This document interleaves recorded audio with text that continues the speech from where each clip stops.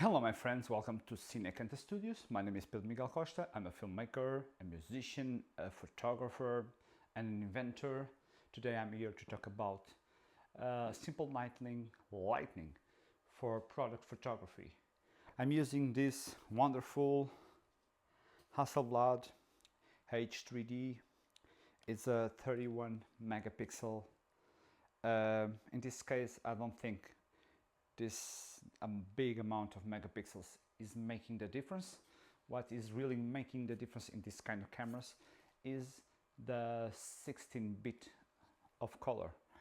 Of course, all my other cameras, they have 14 bits of color.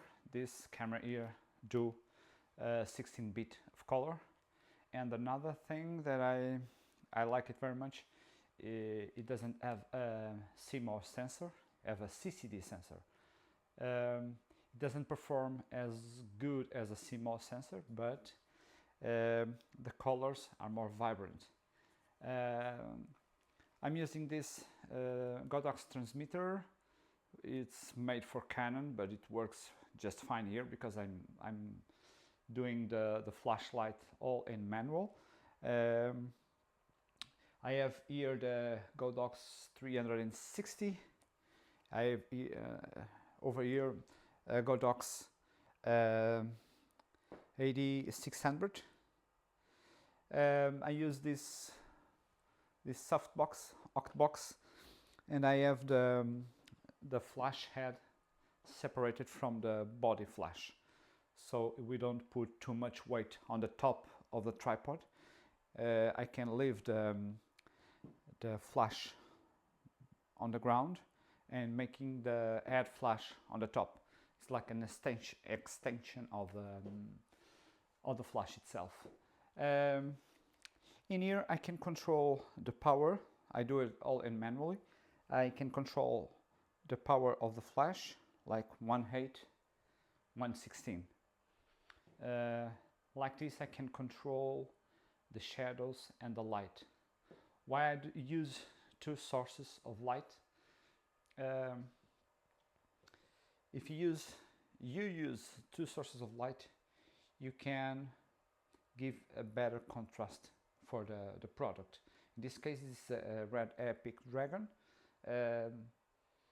I use this octobox with a grid, the honeycomb on the front, so I don't want the light to spread too much.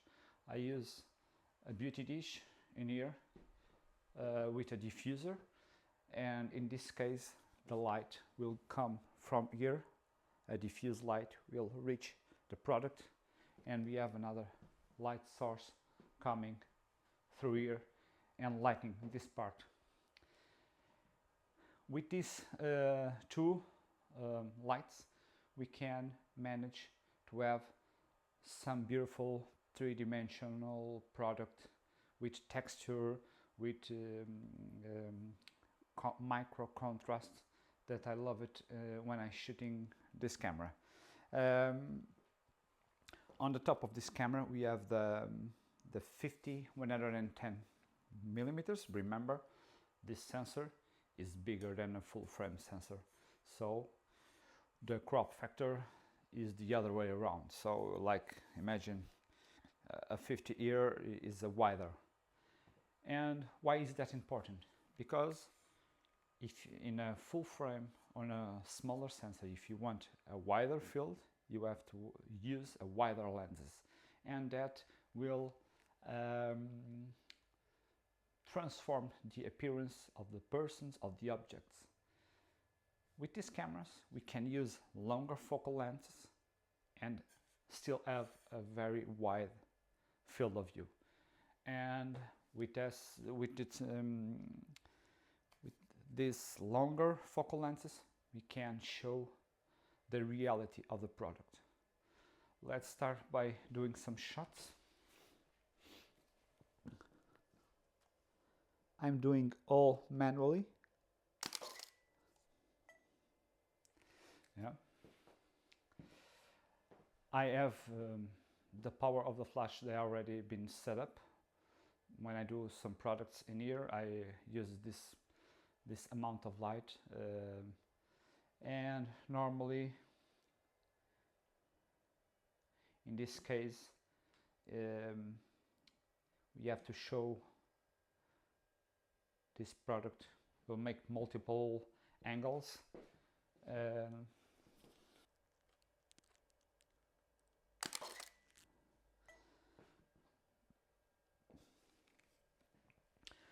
As you can see on the sample pictures that I'm going to post here in the video, the colors, the texture is a way higher than a normal reflex camera, normal mirrorless camera, professional camera, because this is 16-bit of color, remember. Normally when I'm doing this kind of photography, I use around 100, sometimes 110. It depends of the size of the object. I can use 80, 90, but normally I'm around 100 and 110 millimeters.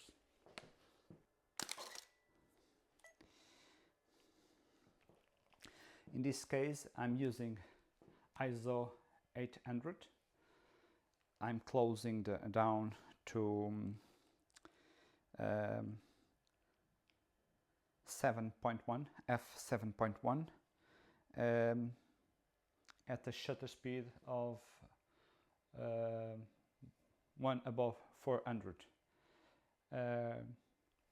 As I'm using a Canon transmitter, in this kind of camera I don't have the problem of sinking the light, because this uses a leaf shutter. A normal shutter will go like this, and if it goes too fast you start to having black bars on the image. With a leaf shutter, even in G-Sync, normal sync, you can go up to the maximum shutter speed of the camera, that is 1 above 800, and you always have sync, because the curtain goes like this and not like this. The cards that I'm using, as this camera uses compact flash cards, they cannot be the fastest one. Don't use Ultra DMA 7, because they will not work. Probably they will write a picture, but when you import the picture to the computer, it will not import, it will give an error. So use slower cards. Don't bother, because this camera takes 1 frame per second. The files are considerably large. I think it's around 30 or 40 megabytes raw. I leave you with this the image that I made of this product. I hope that you like. If you have some questions, please leave it below. If you like the video, please subscribe. Thank you very much. Bye bye.